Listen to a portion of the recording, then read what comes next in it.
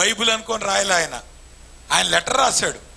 నిజంగా ఆయన బైబిల్ రాయాలనుకొని రాసుంటే ఇంకెట్టగా ఉండేదో ఏమ్మా. ఆయన ఉత్తరం రాస్తేనే మనం చదవలేకపోతున్నాం.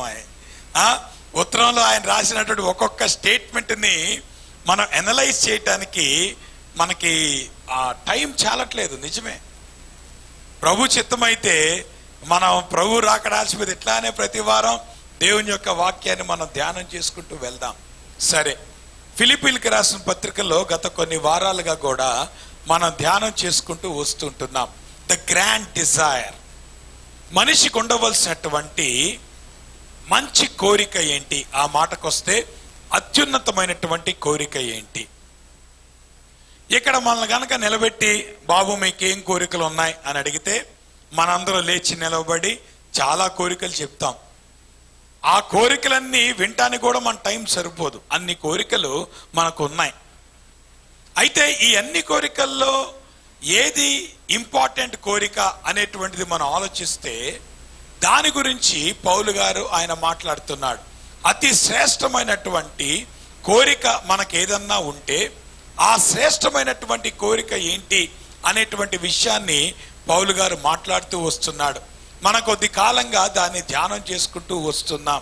ఇక్కడ ఫిలిప్పీలకు రాసిన పత్రికలో పౌలు యొక్క డిజైర్ ఏంటి అని చెప్తున్నప్పుడు ఇక్కడ 10వ వచనం 11వ వచనం అంటాడు, ఆయనను ఎరుగు నిమిత్తము దేవుని తెలుసుకోవాలి. That is his primary desire. The grand desire, అత్యున్నతమైనటువంటి కోరిక ఒక మనిషికి ఏదన్నా ఉంటే అది ఏంటి అని మనం ఆలోచిస్తే పౌలు అంటున్నాడు, నాకు దేవుణ్ణి తెలుసుకోవాలి. ఏంటి దేవుణ్ణి తెలుసుకోవటం కూడా ఒక కోరికేనా? లేదంటే దేవుణ్ణి తెలుసుకోవటం అంటే ఏంటి? మనం లాస్ట్ వీక్ ధ్యానం చేసుకుంటూ వచ్చాం. నేను అంటాను నాకు నరేంద్ర మోడీ గారు తెలుసు అని అంటాను. నాకు తెలుసా? చెప్పండి, మాకు తెలుసా? నాకేంటి మీకు తెలుసుగా, ఇందులో పెద్ద గొప్పతనం ఉంది. మీకు తెలుసా నరేంద్ర మోడీ ఎవరు? కాకపోతే ఇక్కడ పౌలు గారు అటువంటి తెలవటం గురించి మాట్లాడలేదు. వ్యక్తిగతంగా నాకు తెలుసు అనేటువంటి మాట మాట్లాడుతున్నాడు. ఒకవేళ వ్యక్తిగతంగా నాకు ఆయనతో పరిచయం ఉందనుకోండి అమ్మా, అప్పుడు నేను లేచి నరేంద్ర మోడీ గారు నాకు బాగా తెలుసండి, మేమిద్దరం చిన్నప్పుడు ఉండి అట్టెట్ట తిరిగేవాళ్ళం అండి అని అంటే దట్స్ ఎ డిఫరెంట్ స్టోరీ. అంటే ఒక ఇన్ఫర్మేషన్ తెలియటం ఒక ఎత్తు అయితే వ్యక్తిగతంగా తెలుసుకోవటం ఇంకొక ఎత్తు. ఇక్కడ పౌలు గారు నేను దేవుడిని తెలుసుకోవాలంటే ఆయన చెప్పేది నాకు దేవుడి గురించి ఇన్ఫర్మేషన్ కాదు. దేవుడి గురించి ఇన్ఫర్మేషన్ చాలా ఉంది. ఆ మాటకు వస్తే రకరకాల మతాల్లో రకరకాలుగా దేవుని గురించినటువంటి అవగాహన ఉంది మనుషులకి, దేవుని గురించినటువంటి ఆలోచన ఉంది. అయితే బైబిల్లో ఉన్నటువంటి దేవునికి ఉన్నటువంటి ఒక విభిన్నమైనటువంటి లక్షణం ఏంటంటే ఈ దేవుడు వ్యక్తిగతంగా మనతో సంబంధం కలిగి ఉండగలిగినటువంటి వాడు. మీరు హిందూయిజం తీసుకున్నా, ఇస్లాం తీసుకున్నా, there is no concept of a personal god. వ్యక్తిగతమైనటువంటి దేవుడు అంటే వ్యక్తిగతంగా సంబంధం కలిగి ఉండగలిగినటువంటి దేవుడు ఎవరన్నా ఉన్నారంటే అది యేసుక్రీస్తు మాత్రమే. అందుకే పౌలు గారు అంటున్నాడు, నేను యేసుక్రీస్తుని తెలుసుకోవాలంటే దాని అర్థం ఏంటంటే నేను వ్యక్తిగతంగా ఇంటిమేట్గా నేను ప్రభువుని తెలుసుకోవాలి. Is not seeking the information. ఆయన గురించిన సమాచారం కాదు నాకు కావాల్సింది, ఆయన గురించినటువంటి కథలు కాదు నాకు కావాల్సింది, ఆయనని వ్యక్తిగతంగా నేను దగ్గర నుండి తెలుసుకోవాలి. యేసుక్రీస్తుతో వ్యక్తిగతంగా సంబంధం లేకుండా ఆయనను తెలుసుకోవటం అసాధ్యం. మీరు అడగొచ్చు, యేసుక్రీస్తుతో సంబంధం ఎట్లా ఏర్పడుతుందండి అంటే, మీరు ఎప్పుడైతే యేసు ప్రభువుని మీ హృదయంలోకి మీరు ఆహ్వానించి మీ పాపాలు మీరు ఒప్పుకొని మీ పాపాల నిమిత్తం ఆయన చనిపోయినటువంటి విషయాన్ని మీరు గ్రహించి మారు మనసు పొందినటువంటి రోజున మీకు యేసుక్రీస్తుతో సంబంధం అనేటువంటిది ఏర్పడింది. అయితే ఆ సంబంధం బలపరచబడాలంటే మీకు అర్థమవుతుందమ్మా, పెళ్ళి అవటం పెద్ద విశేషమేం కాదు. అవునంటారు కాదంటారు? ఇక్కడ కూర్చొని అరే ఎప్పుడు పెళ్ళి అయిందంటే చెప్తాం 14 సంవత్సరాల క్రితం పెళ్ళయింది నాకు. ఇంకొంతమంది ఇంకా ఎక్కువ సంవత్సరాల క్రితం పెళ్ళయింది మీకు. అయితే పెళ్ళైన తర్వాత సంబంధం అనేటువంటిది ఎంత బలపడింది, దట్స్ ఎ డిఫరెంట్ స్టోరీ. నాకు ఇన్ని సంవత్సరాల క్రితం పెళ్ళయిందండి అని చెప్పడం పెద్ద గొప్ప ఏం కాదు. ఇన్ని సంవత్సరాల్లో మేమిద్దరము ఇంత క్లోజ్గా మేము అసోసియేట్ అయ్యి ఉన్నాము. మేమిద్దరము ఒకరిని చూడలేకుండా మేము ఉండలేము. మేమిద్దరము ఒకరి గురించి ఒకరు ఆలోచించకుండా ఉండలేము. అది ఇట్స్ ఎ క్లోజెస్ట్ రిలేషన్షిప్. అలానే నువ్వు మారు మనసు పొందటం ఒక ఎత్తు అయితే, మారు మనసు పొందిన తర్వాత దేవునితో సన్నిహితంగా నడవటము ఇంకొక ఎత్తు. ఇప్పుడు పౌలు గారు మాట్లాడేది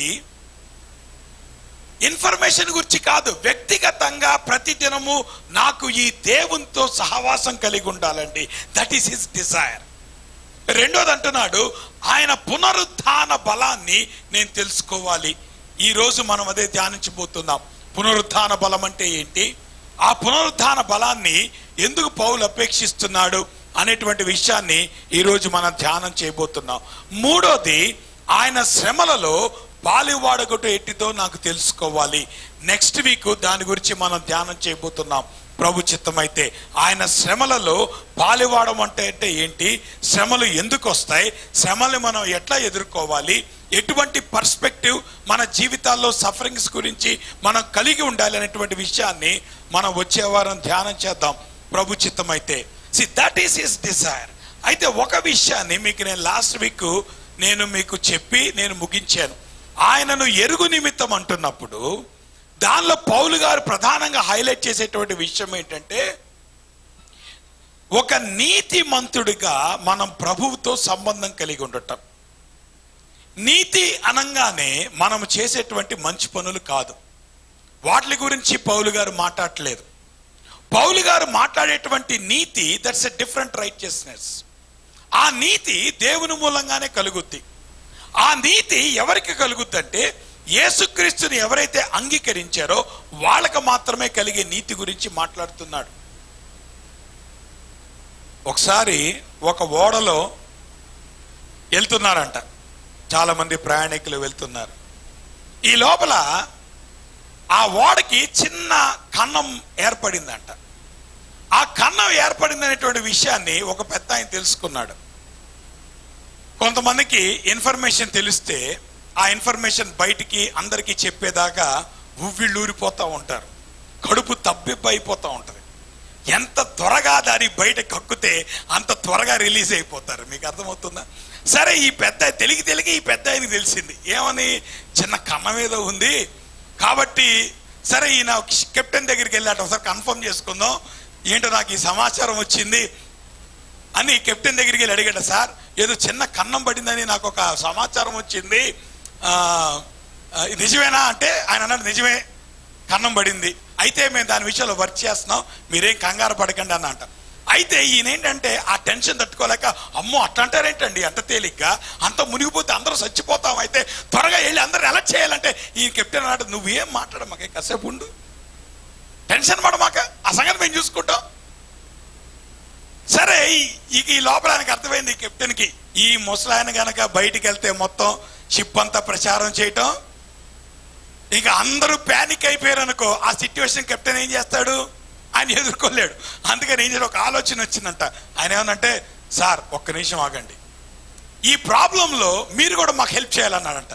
ఇక వెంటనే ముసలాయనకి, నిజమా, నేను హెల్ప్ చేయాలా, చెప్పండి నా పాత్ర ఏంటి అని అంటే, ఒక తాడు ఇచ్చాడంట. ఆ తాడిచ్చి, మీరు ఈ తాడును గట్టిగా లాగుతూ ఉండండి, నేను చెప్పేదాకా ఆ తాడును వదిలిపెట్టద్దు అన్నాడంట. మీరు గనక ఆ తాడు వదిలిపెట్టారో షిప్ మునిగిపోతే జాగ్రత్త అన్నాడంట. ఇక వెంటనే ఈయన తాడు పట్టుకొని లాగేస్తున్నాడంట. మొత్తానికి మధ్యాహ్నం అయిపోయింది, తాడు ఇంకా లాగుతూ ఉన్నాడు.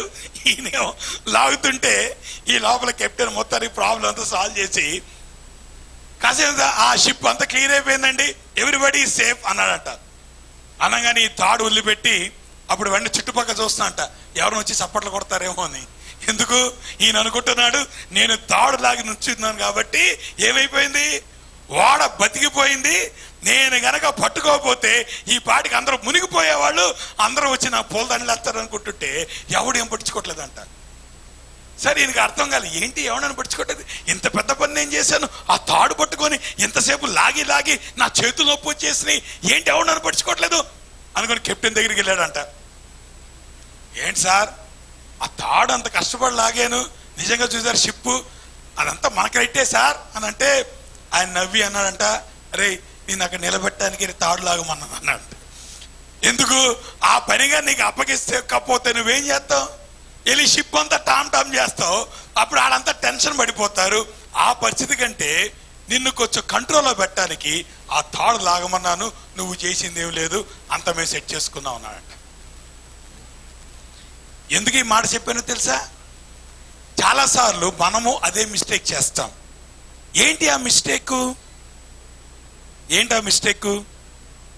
తాడులాగి అసలు నేను కాబట్టి నేను ప్రయత్నం చేసి నేను పరలోకానికి వెళ్ళాను, లేదంటే పరలోకానికి ఎవరు లేరన్న ఫీలింగ్ ఇస్తాం మనం. అది స్వనీతి. ఆ తాడు లాగటం ఇప్పుడు ఏం చెప్పండి, అది స్వనీతి. ఆ స్వనీతి ఓడను రక్షించిందా? లేదు. ఆ స్వనీతి ఓడను రక్షించలేదు. ఏది రక్షించింది? ఆ కెప్టెన్ యొక్క పని ఆ ఓడని రక్షించింది.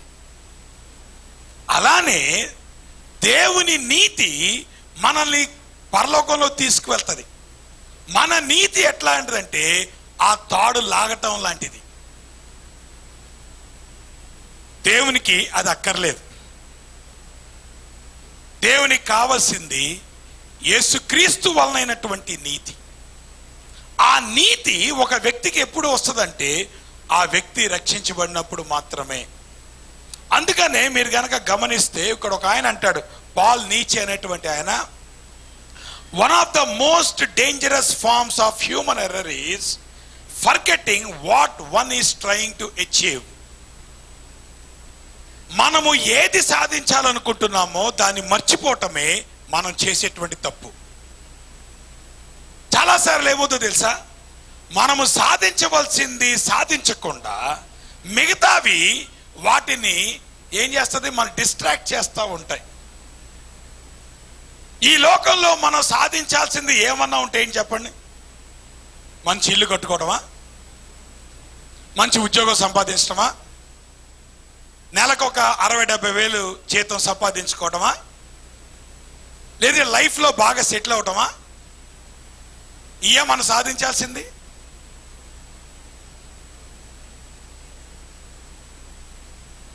మనం ఏం చేస్తున్నాం? సాధించవలసిన దాన్ని మర్చిపోయి సాధించనక్కర్లేని వాటి కోసం మన జీవితం అంతా కూడా ఖర్చు చేస్తున్నాం. ఈ లోకంలో సాధించవలసింది ఏదన్నా ఉంటే ఒక వ్యక్తికి ఒక్కటే, అది క్రీస్తుని సాధించటం, క్రీస్తుని సంపాదించుకోవటం, క్రీస్తుని కలిగి ఉండటం, క్రీస్తుతో సంబంధములో మనము పెరగటం. ఇది మన జీవితంలో మనం సాధించవలసింది. కానీ ఏం చేసాం? దాన్ని పక్కన పెట్టి మిగతా వాటికి ప్రయారిటీ ఇవ్వటం మొదలు పెడుతున్నాం. ఇప్పుడు చెప్పండి, అది మంచిదంటారా, అది తప్పు అంటారా? మీకు ఎవరికి తప్పు అంటాం ఇష్టం ఉండట్లేదు కదా? ఎందుకు ఇష్టం ఉండట్లేదు చెప్పండి? సాధించవలసిన ఏం చెప్పండి? నిజమేనా? నేను చెప్పింది మీకు అర్థమవుతుందమ్మా? సాధించవలసిన ఏంటి? మనం సాధించవలసి సాధిస్తున్నామా? సాధించనక్కర్లేని వాటి కోసం ప్రయాసపడుతున్నామా? మన లైఫ్లో మనం దేని మీద గురి కలిగి ఉన్నాం? What is that you want to achieve? ఇక్కడ కూర్చున్న మన అందరికీ కూడా మనకి తెలుసు మనం మరణించిన తర్వాత దేవుని దగ్గర వెళ్ళబోతున్నామని. మీకు అర్థమవుతుందా? నేను చర్చి బయట వాళ్ళ గురించి మాట్లాడట్లేదు. వాళ్ళకి తెలియదు వాళ్ళు ఎక్కడికి వెళ్తున్నారో. పోనీ వాళ్ళు వాటి కోసం ప్రయాసపడ్డారంటే ఒక అర్థం ఉంది. ఎందుకు? They don't know the truth.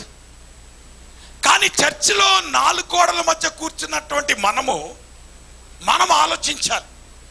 ఎందుకో తెలుసా? రేపు దేవుడు మనల్ని ఎక్కడిపోతున్నాడు. దేవుడు అంటున్నాడు, అరే నీ జీవితంలో నువ్వు సాధించిందేంటి అని అడుగుతాడు ప్రభు. నువ్వు సాధిస్తుందేంటి? అసలు సాధించవలసిన దాన్ని నువ్వు పక్కన పెట్టి సాధించనక్కర్లేని వాటి కోసం నువ్వు ప్రయాసపడుతూ నీ జీవితం అంతా నువ్వు ఖర్చు చేసుకుంటూ చివరికి ఏమనుకుంటున్నావు? నేను చాలా కష్టపడిపోతున్నానండి అని నీ స్వనీతిని నువ్వు హైలైట్ చేసుకుంటున్నావు. దేవుడు అంటున్నాడు అది కాదు నీకు కావాల్సింది. పౌలు అంటున్నాడు నా జీవితంలో నేను సాధించవలసింది ఒకే ఒకటండి. అదేంటో తెలుసా? To know him and to be like him. That's all. అందుకనే దీన్ని మనం గ్రాండ్ డిజైర్ అన్నాం. ఏం చెప్పండి? ఆయనని తెలుసుకోవటం. అరే బాబు వైర్ జాగ్రత్త. ఆయనను తెలుసుకోవటం. రెండోది ఏంటి? ఆయనలాగా ఉండటం. అమ్మ మీకు అర్థమైందా నా మాట? హలో, ఎక్కడే ఉన్నారా? చెప్పండి. పౌలుకున్నటువంటి గ్రాండ్ డిజైర్ ఏంటి చెప్పండి? ఆయనను తెలుసుకోవటం, ఆయనలాగా ఉండటం. ఇక్కడ కూర్చున్న మనలో ఎంతమందికి ఆ కోరిక ఉంది? ఆనెస్ట్గా పరిశీలించుకోండి. ఈరోజు ప్రభు గనక మీ జీవితాల్లోకి చూస్తే, can Jesus recognise that he's the prima face of your life? Yesu ప్రభుకి తప్పితే ఇంకా ఎవరికి స్థానం లేదండి ఈ వ్యక్తి జీవితంలో అని ప్రభు చెప్తున్నాడా? లేదంటే వీడు టైం వేస్ట్ చేసుకుంటున్నాడు. ప్రభు అంటాడు నువ్వు యేసుక్రీస్తును పక్కన పెట్టి దేనికోసం ప్రయాసపడినా ప్రభు అంటున్నాడు వాడు జీవితాన్ని ఖర్చు చేసుకుంటున్నాడు.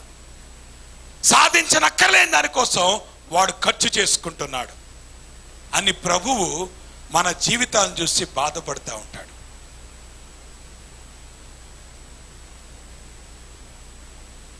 కాబట్టి ఉదయకాల సమయంలో అమ్మ మన ప్రయారిటీస్ మనం గుర్తించాలి. This is a grand desire to know him and to be like him. Yesu ప్రభుని తెలుసుకోవటం, ఆయనలాగా జీవించటం, ఆయనలాగా ఉండటం. యేసు ప్రభుని తెలుసుకొని ఎంతకాలం అయింది? కొన్ని జీవితాల్లో కొన్ని సంవత్సరాలు అయిపోయింది. నా జీవితంలో 20 సంవత్సరాలు దాటింది యేసు ప్రభుని తెలుసుకొని. వ్యక్తిగతంగా యేసు ప్రభుని అంగీకరించి 20 సంవత్సరాలు దాటిపోయింది. కానీ దాని తర్వాత వచ్చేటువంటి ప్రశ్న ఏంటంటే, ఆయనను తెలుసుకున్నవ నీవు ఆయనలాగా ఎంత ఉన్నావు? That is the next question. Paulu అంటున్నాడు నా జీవితంలో నాకు ఇదే కోరిక. మీకు ఇంకో సంగతి చెప్పనా? ఈ కోరిక నువ్వు జీవితాంతం కూడా సాధించవలసిందే. అవునంటారా కాదంటారా? యేసు ప్రభుని తెలుసుకోవటం, ఆ మాటకు వస్తే నిత్యత్వం కూడా సరిపోతే యేసు ప్రభుని తెలుసుకోవాలంటే. అవునంటారా కాదంటారు? See, to know him is a lifelong journey. నేనేమంటానంటే ఈ లోకమంతా కూడా, నువ్వు ఈ జీవితం అంతా కూడా నువ్వు జీవించినా కానీ నువ్వు ఆయన తెలుసుకోలేవు. ఆ మాటకు వస్తే ఈ జీవితం ఏంటి, నువ్వు మరణించిన తర్వాత నిత్యత్వము కూడా నువ్వు ఆయన తెలుసుకుంటానే ఉంటావు. రెండోది టు బీ లైక్ హిమ్. ఆయనలాగా మనము జీవిస్తూ ఉంటాం. ఒకానొక టైంలో ఆయన వచ్చినప్పుడు ఆయనలాగా మనం ఉంటాం. We will be like him exactly. మన జీవితం అంతా కూడా ఆయనలాగా మనం ఉండటానికి మనం ప్రయత్నం చేస్తూ ఉంటాం. ఆయన వచ్చినప్పుడు మనము ఆయనలాగా ఉంటాం. నమ్మితే దేవుని స్తోత్రం చేద్దామా. డూ యూ థింక్ నిజంగానే ప్రభు వచ్చేటప్పుడు మనం ఎట్లా ఉంటాం తెలుసా? మీరు ఆయనలాగే ఉంటాం. ఈ జీవితం అంతా కూడా ఆయనలాగా ఉండటానికి మనం ప్రయాసపడాలి. తుదకు ఆయన వచ్చినప్పుడు ఆయనలాగా మనం ఉంటాం. కాబట్టి పౌలు అటువంటి కోరిక ఆయన కలిగి ఉన్నాడు. ఆ మాటకు వస్తే దీనిని వాన్ విఎస్బి అనేటువంటి ఆయన 4 P'లతో దాన్ని ఎక్స్ప్లెయిన్ చేస్తాడు. ఒకటి, ఆయనను తెలుసుకోవటం అనేటువంటిది ఇట్స్ ఎ పర్సనల్ ఎక్స్పీరియన్స్, అంటే వ్యక్తిగతమైనటువంటి అనుభవం. నువ్వు యేసు ప్రభుని వ్యక్తిగతంగా తెలుసుకోవాలి. యేసు ప్రభు గురించిన ఇన్ఫర్మేషన్ కాదు నీకు కావాల్సింది, నీ హృదయంలో యేసు ప్రభు ఉన్నాడా లేదా. ఈ రోజున ఎంతమంది హృదయాల్లో యేసు ప్రభు ఉన్నాడు? Are you sure that you are born again? నువ్వు రక్షించబడ్డావు అనే సంగతి నీకు తెలుసా? నువ్వు ఈ క్షణంలో చనిపోతే నువ్వు దేవుని దగ్గరికి వెళ్తావు అనేటువంటి నిశ్చయిత నీకుందా? అది వ్యక్తిగతంగా నీ జీవితంలో నువ్వు కలిగి ఉండాలి. ఇది ప్రతి ఒక్కళ్ళం కూడా వ్యక్తిగతంగా మన జీవితాల్లో కలిగి ఉండవలసిన అనుభవం ఏంటంటే యేసుక్రీస్తుని మన జీవితాల్లో మనం అంగీకరించటం. మా అమ్మ నా గురించి ప్రార్థన చేస్తుందండి, సరిపోద్ది? అది నువ్వు వ్యక్తిగతంగా తెలుసుకోవాలి. మా నాయన నా గురించి ప్రయాసపడుతున్నాడండి, మా అమ్మాయి అండి బాగా ప్రార్థన చేస్తండి, మా అబ్బాయి అండి ఈ కబుర్లు మానండి. అనుభవం అనేటువంటిది ఇక్కడ వ్యక్తిగతంగా ఉండాలి. నీ జీవితంలో నీ హృదయంలో వ్యక్తిగతంగా is Christ resident in your life. అందుకే పౌలు అంటున్నాడు I want to know him అంటున్నప్పుడు ఇది వ్యక్తిగతంగా నాకు ఉండవలసిన అనుభవం. ఏటా వ్యక్తిగతంగా? యేసుక్రీస్తు నా జీవితంలో కలిగి ఉండవలసింది. It's a personal experience. రెండోది, యేసుక్రీస్తుని గనక నువ్వు కలిగి ఉంటే అది పవర్ఫుల్ ఎక్స్పీరియన్స్. అదేంటో తెలుసా? శక్తితో కూడుకున్నటువంటి అనుభవం. దాన్నే పునరుద్ధాన శక్తి అంటున్నాం. ఆ పునరుద్ధాన శక్తి గురించి ఇప్పుడు నేను మాట్లాడబోతున్నాను. అయితే ఎవరైతే యేసు ప్రభుని కలిగి ఉంటారో వాళ్ళ జీవితాల్లో ఇటువంటి శక్తి కలిగినటువంటి అనుభవం కలిగి ఉంటారు. మూడోది, it's a painful experience. Yesu ప్రభుని కలిగి ఉండటం ఒక యాంగిల్లో అది శక్తితో కూడినటువంటి అనుభవం అయితే, రెండో యాంగిల్లో అది వ్యసనకరమైనటువంటి అనుభవం కూడా. మీకు అర్థమవుతుందా? ఈ రోజుల్లో మీరు టీవీలు తిప్పుతుంటే ప్రాస్పరిటీ గాస్పెల్ వినపడతా ఉంటుంది. అటువంటి దాన్ని పక్కన పెట్టండి. ఎందుకో తెలుసా? యేసు ప్రభుని కలిగి ఉంటే అంతా మంచిదే అని ఎప్పుడు దేవుని వాక్యం చెప్పలేదు. ఆ మాటకు వస్తే పౌలు ఏమంటున్నాడంటే యేసు ప్రభుని కలిగి ఉండటంలో శక్తి కలిగిన అనుభవం ఉంది, అది పునరుద్ధాన అనుభవం. అయితే ఇంకోటి పెయిన్ఫుల్ ఎక్స్పీరియన్స్ ఉంది, శ్రమతో కూడినటువంటి అనుభవం. యేసు ప్రభుతో జీవించడం అంటే శ్రమల్ని నిందల్ని ఆహ్వానించినట్లయితే, ఎవరైతే శ్రమల గుండా ఆ హింసల గుండా నిందల ద్వారా వెళ్తున్నారో యేసు ప్రభు కోసం అటువంటి అనుభవం కావాలంటున్నాడు పౌలు గారు. ఆ అనుభవం గురించి నేను వచ్చే వారం మాట్లాడతాను. నాలుగోది, ఇట్స్ ఎ ప్రాక్టికల్ ఎక్స్పీరియన్స్. అంటే నీ అనుదిన జీవితంలో నువ్వు కలిగి ఉండాల్సినటువంటి అనుభవం. అంటే ప్రతి దినము కూడా నువ్వు ఆయనలాగా ఉండటం అనేటువంటి ఆ అనుభవాన్ని ప్రతి దినము నువ్వు కలిగి ఉండాలి. మీకు అర్థమవుతుందా? యేసు ప్రభుని కలిగి ఉండటం అనేటువంటిది అది పర్సనల్ ఎక్స్పీరియన్స్, అది వ్యక్తిగతమైనటువంటిది, అది పవర్ఫుల్ ఎక్స్పీరియన్స్, అది శక్తితో కూడినటువంటి అనుభవం, అది పెయిన్ఫుల్ ఎక్స్పీరియన్స్, అది శ్రమలతో కూడినటువంటి అనుభవం, అది ప్రాక్టికల్ ఎక్స్పీరియన్స్. ప్రతి దినము నీ జీవితంలో నువ్వు కలిగి ఉండవలసినటువంటి అనుభవం.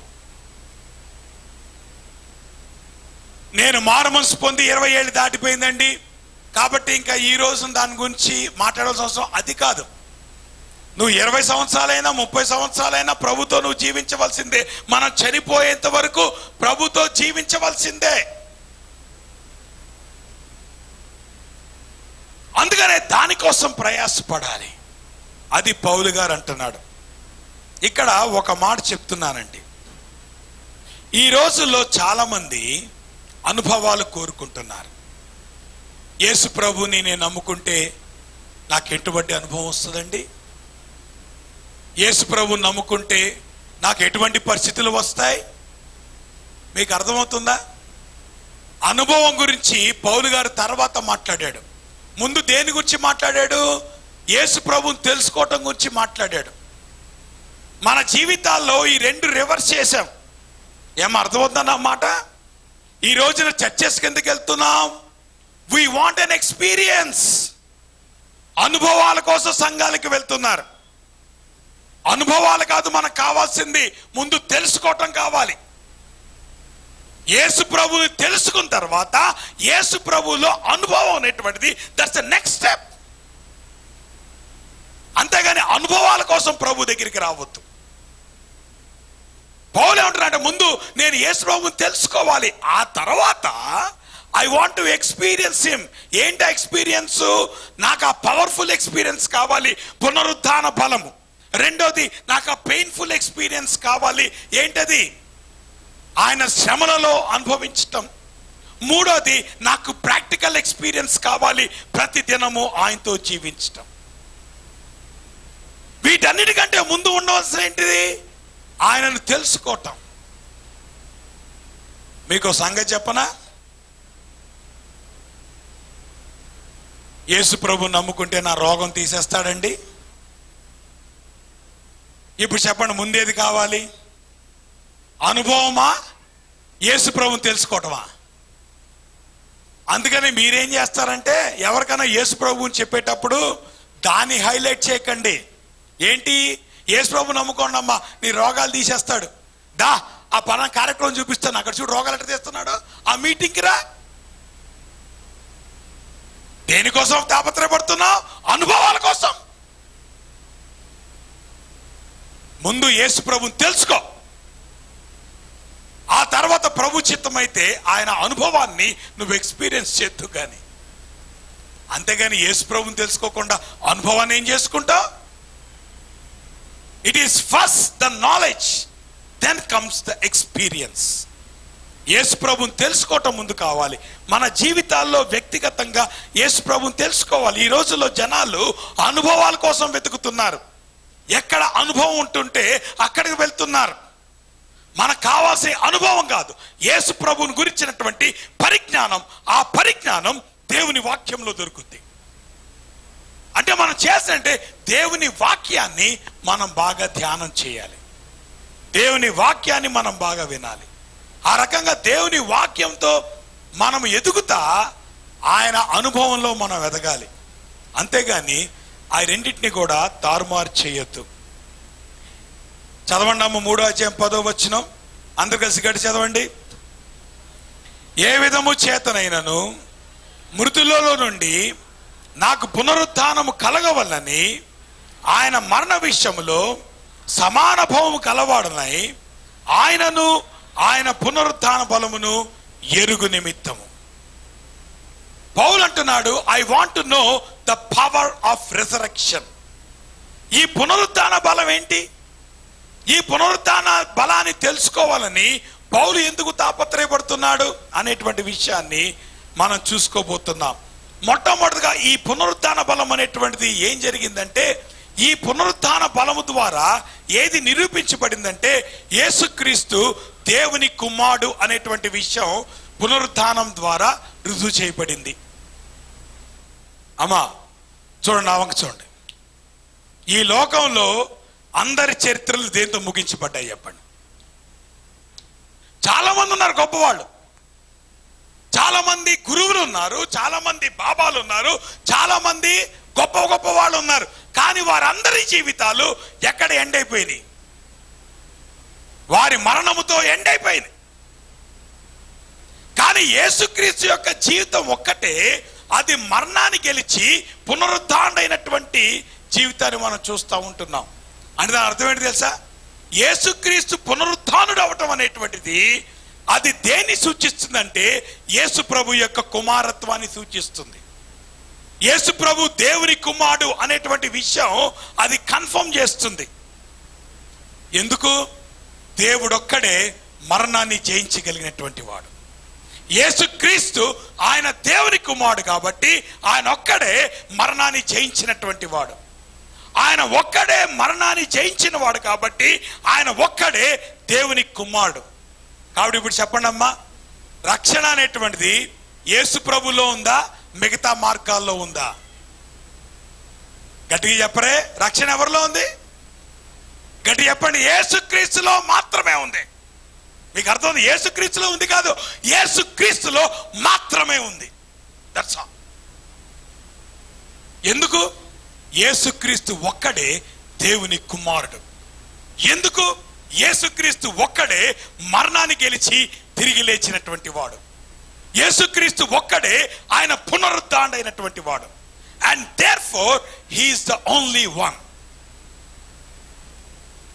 గీతం గీతం జయ జయ గీతం చెయ్యి తట్టి పాడేదము, యేసురాజు లేచే హల్లెలూయా జయమర్పటించేదము. ఏడ నీరసంగా పడతారేంటమ్మా? మీ పాటలు ఏంటంటే ఇక్కడ పక్కన రాళ్ళు కూడా కదిలేటట్లేవు. మనం పాడుతుంటే దద్దరెళ్ళాలి. ముసోళ్ళ పడతారేంటమ్మా అందరూ? గీతం గీతం జయ జయ గీతం చెయ్యి తట్టి పాడేదను, యేసురాజు లేచే హల్లెలూయా జయమర్పటించేదము.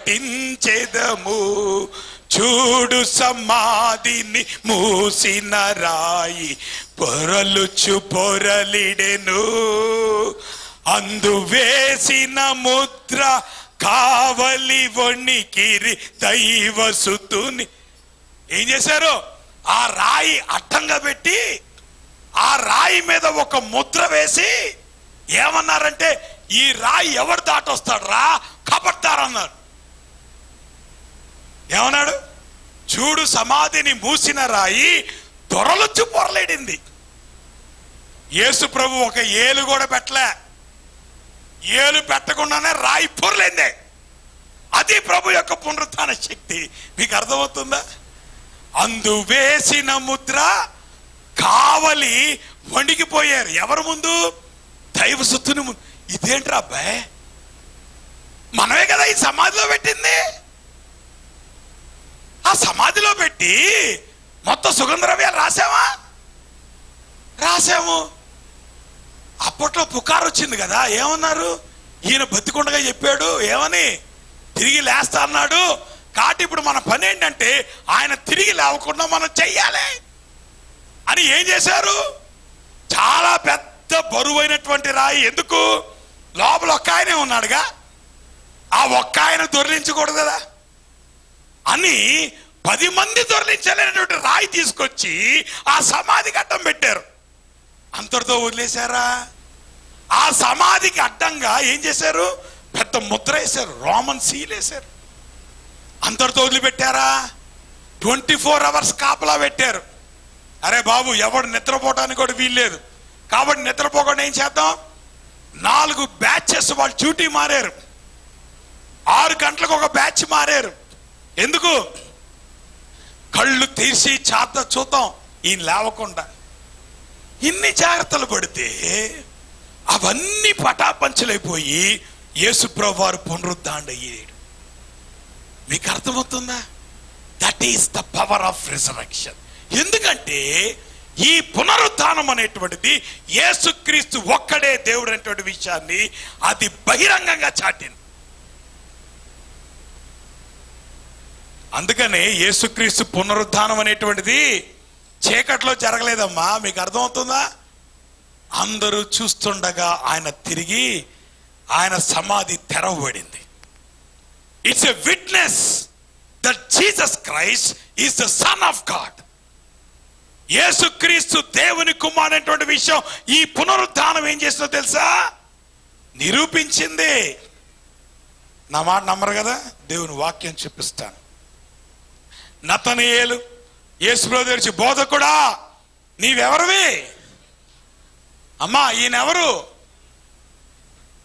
ఈ నతనయేలు ఈజ్ ఎ జూయిష్ టీచర్. యూదులు యేసు ప్రభుని దేవుని గురించి ఒప్పుకోలేదు. ఆ మాటకు వస్తే ఆయన దేవుని కుమారుడు అన్నాడని చెప్పి ఆయన సిలువేశారు యూదులు.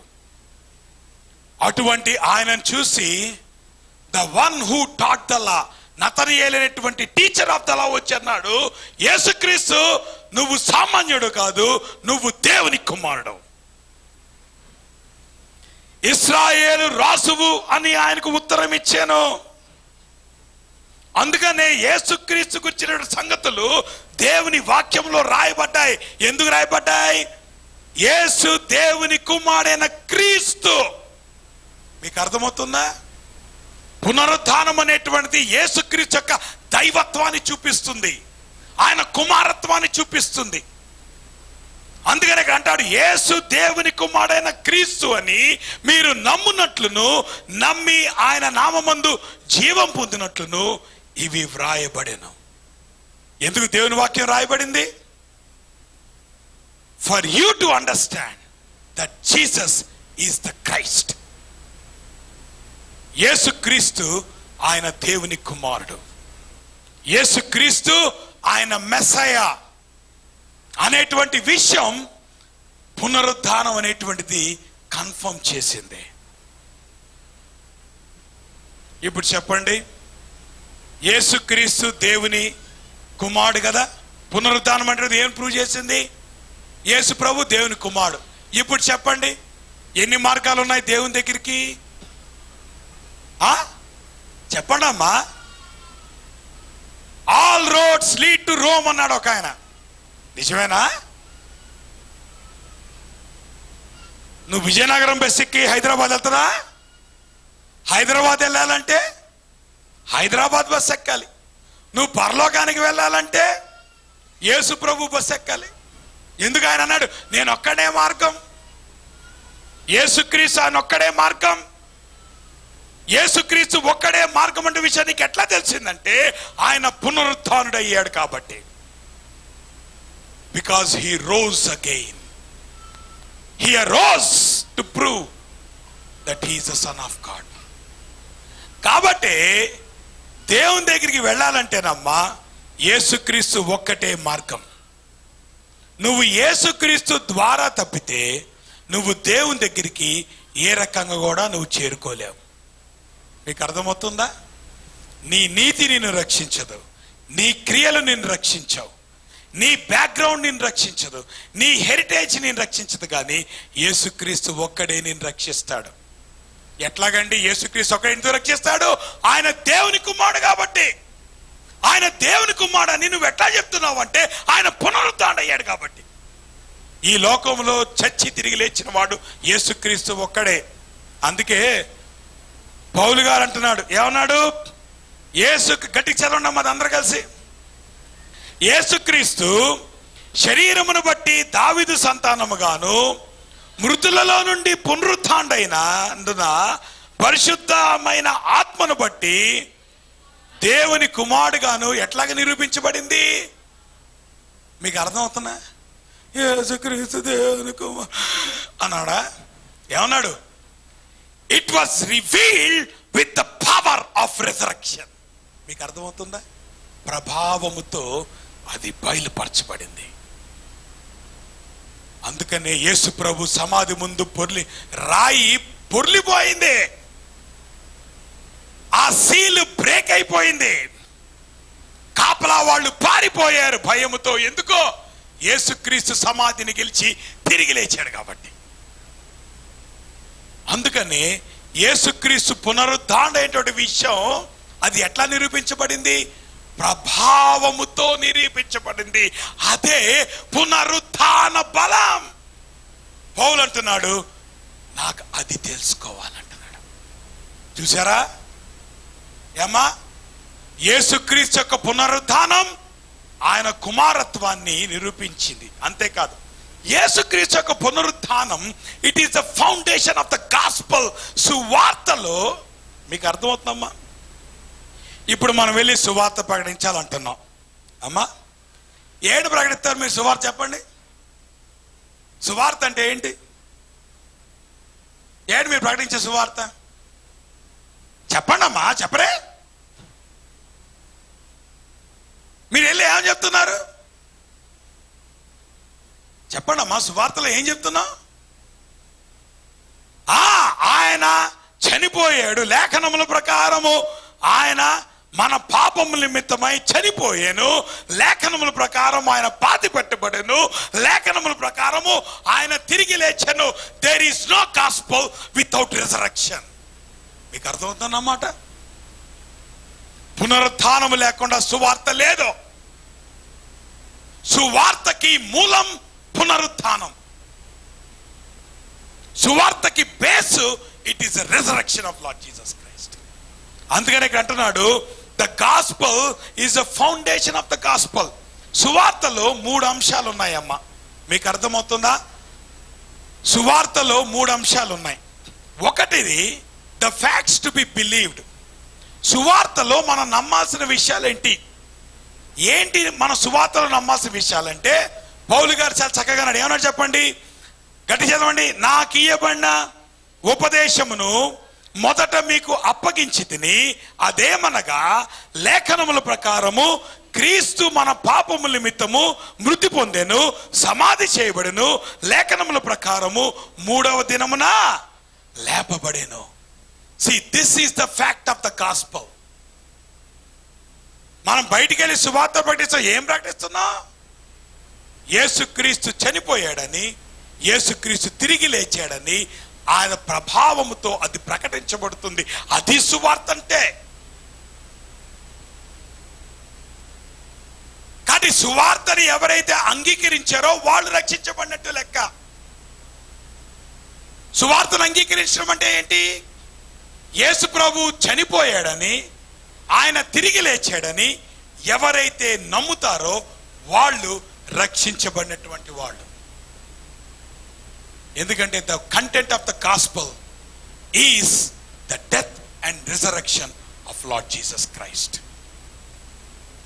యేసుక్రీస్తు యొక్క మరణం, యేసుక్రీస్తు యొక్క పునరుత్థానం, ఈ 2 కలిపితే సువార్త. అందుకనే సువార్తకి మూలం ఏంటంటే it is the resurrection of Lord Jesus Christ. యేసుక్రీస్తు గురించినటువంటి పునరుత్థానం. సువార్తలో మనము పాటించవలసిన ఆజ్ఞలు కూడా ఉన్నాయి. ఏంటది? ఏలయనగా ఆయన చనిపోవట చూడగా పాపము విషయమై ఒకమారే చనిపోయింది గాని, ఆయన జీవించుట చూడగా దేవుని విషయమై జీవించుచున్నాడు. అటువలే, మీకు అర్థమవుతుందా ఏమంటున్నాడు ఇక్కడ? అటువలే మీరును పాపము విషయమై మృతులుగాను, దేవుని విషయమై క్రీస్తు యేసునందు సజీవులుగాను మిమ్మును మీరే ఎంచుకొనుడి. దాని అర్థం ఏంటి తెలుసా? యేసుక్రీస్తు ఆయన పునరుద్ధానుడయ్యాడు. దానిలో ఎంత మాత్రం సందేహం లేదు. అది ప్రభావముతో నిరూపించబడినటువంటి సత్యం ఏంటంటే యేసుక్రీస్తు పునరుద్ధానుడయ్యాడు. అయితే యేసుక్రీస్తు ఎట్లాగైతే ఆయన చనిపోయి తిరిగి లేచాడో, ఇప్పుడు మనం ఏం చేయాలి? మనము ప్రతిదినము మనము పాపం విషయమై చనిపోతూ ఆయనలో మనం జీవించాలి. మీకు అర్థమవుతుందా? చెప్పండి. ఇప్పుడు పాపం విషయంలో మనం చచ్చిపోతున్నామా, పెంచి పోషిస్తున్నామా? మాట్లాడరే, చెప్పండి అమ్మా. పాపం విషయంలో చచ్చిపోతున్నామా, పాపాన్ని పెంచి పోషిస్తున్నామా?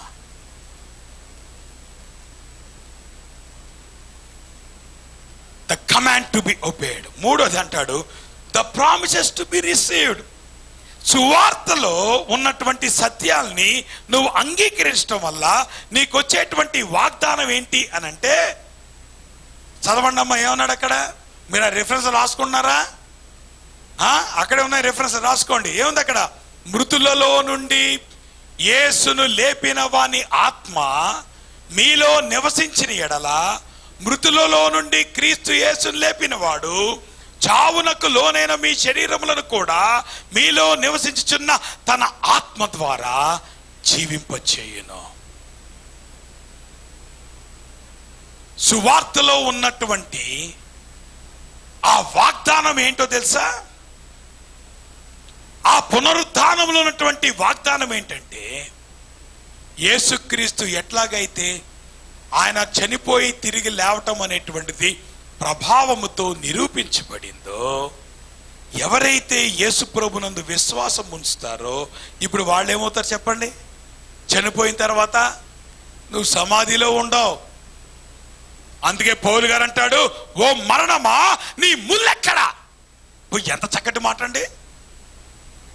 జనాలందరూ చచ్చిపోవటం గురించి భయపడిపోతున్నారు. ఆ మాటకు వస్తే, ఏంటి పాస్టర్ గారు పొద్దున్నే అశుభం మాట్లాడతారేంటి? మరణం గురించి మాట్లాడతారా? అయ్యో, అవి వినకూడనటువంటి మాటలు అవి. ఇప్పుడు అంత అవసరం అంటారా?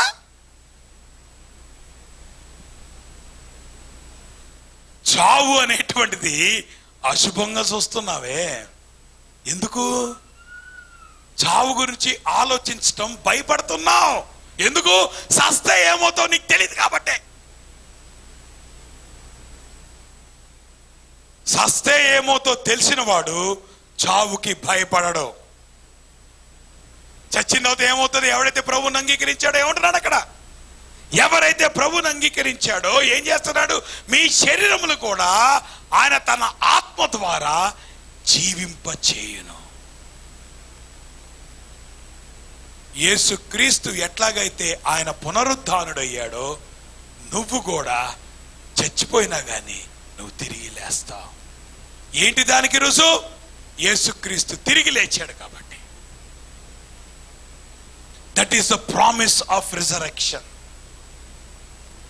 పునరుద్ధానములో బలం ఉంది, పునరుద్ధానంలో వాగ్దానం ఉంది. ఏంటా వాగ్దానం? నువ్వు చనిపోయినా తిరిగి లేస్తావు.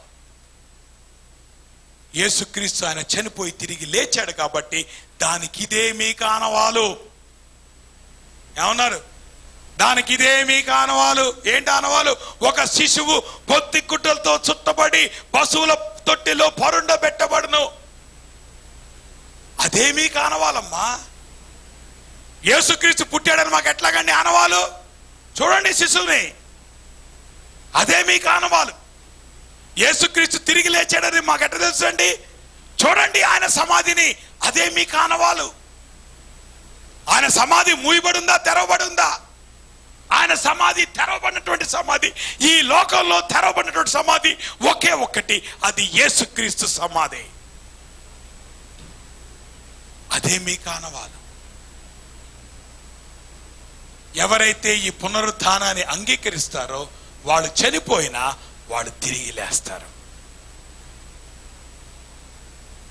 అందుకనే యేసుప్రభువు వారు మీకు గుర్తుందా?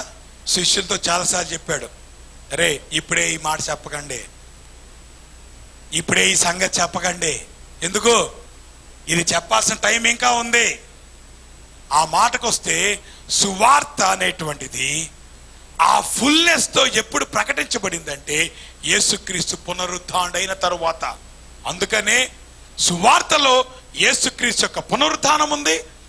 ఆ సువార్త యేసుక్రీస్తు పునరుద్ధానం తర్వాత ప్రభావముతో అది ప్రకటించబడింది. That's the power of resurrection. యేసుక్రీస్తు యొక్క మూడోది, ఆ పునరుద్ధానం వల్ల ఏం జరిగిందో తెలుసా? The church became possible.